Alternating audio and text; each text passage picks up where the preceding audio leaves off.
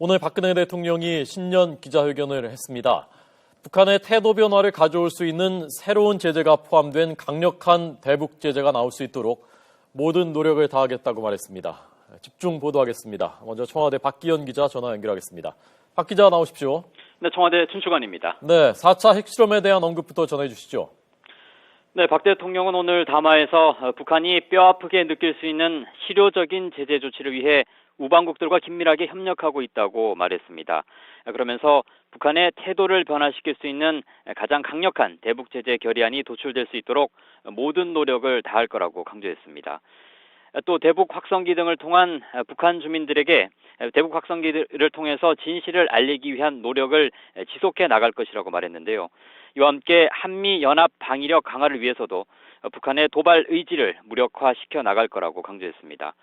특히 이 과정에서 중국의 역할이 중요하다고 언급했습니다. 핵을 용납하지 않겠다는 중국의 의지가 실제적인 조치로 연결돼야 한다고 지적했습니다. 박 대통령의 담화 내용 직접 들어보겠습니다. 그동안 북핵 문제와 관련해 우리와 긴밀히 소통해온 만큼 중국 정부가 한반도의 긴장 상황을 더욱 악화되도록 하지는 않을 것이라고 생각합니다.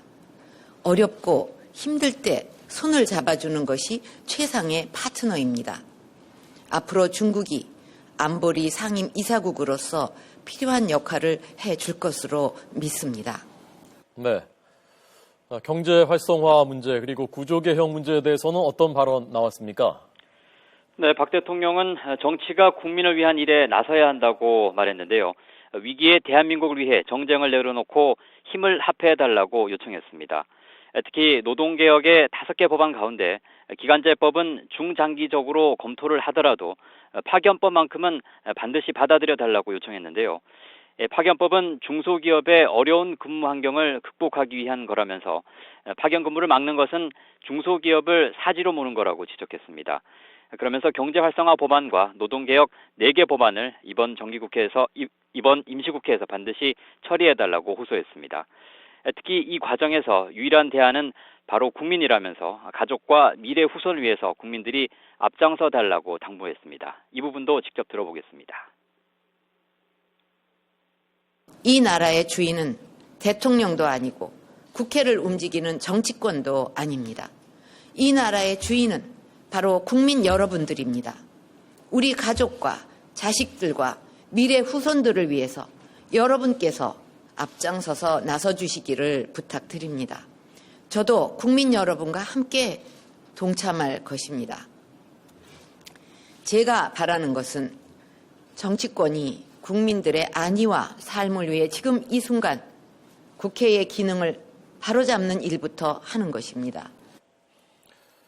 네, 오늘 담화에서도 나왔고 그 뒤에 일문일답에서도 위안부 협상 결과에 대한 입장을 장시간 밝혔는데요. 자세히 좀 전해 주시죠. 네, 박 대통령은 이번 위안부 협상 결과에 대한 기자의 질문에 피해자 할머니가 한 분이라도 살아있을 때 사과를 받고 또 명예와 존엄을 회복해야 한다는 다급하고도 절박한 심정으로 노력했다고 설명했습니다. 그러면서 협상이라는 게 100% 만족할 수는 없지만 최대한 성의를 갖고 할 수 있는 최상을 받아내도록 노력한 부분은 인정해줘야 한다고 말했습니다. 또 역대 대통령들과는 달리 기회가 있을 때마다 위안부 문제를 유엔 등 여러 국제회의에서 공개적으로 제기하면서 일본 정부를 압박해왔다고 강조했습니다. 특히 할머니들이 그동안 공통적으로 바랬던 게 일본군이 관여했다는 인정 그리고 일본 정부 차원의 사죄와 배상이었다면서 이번 합의는 이 부분을 충실하게 반영한 결과라고 강조했습니다. 박 대통령의 위안부 관련 발언 직접 들어보겠습니다. 결과를 놓고 비판은 누구나 할 수 있는 일입니다. 그러나 정작 자신이 책임 있는 자리에 있을 때 이 문제 해결을 위해서 시도조차 하지 못해놓고 이제 와서 무효화를 주장하고 또 그 정치적 어떤 공격의 빌미로 이렇게 삼고 있는 것은 참 안타까운 모습이라고 저는 생각을 합니다. 박 대통령은 소년상 철거 논란에 대해서도 입장을 밝혔는데요. 지난번 미 외교장관의 발언 내용이 전부라면서 그 이상도 그 이하도 아니라고 말했습니다. 철거는 정부가 관여할 수 없는 부분이라고 명백하게 선을 그었습니다. 지금까지 청와대 춘추관에서 YTN 박기현입니다.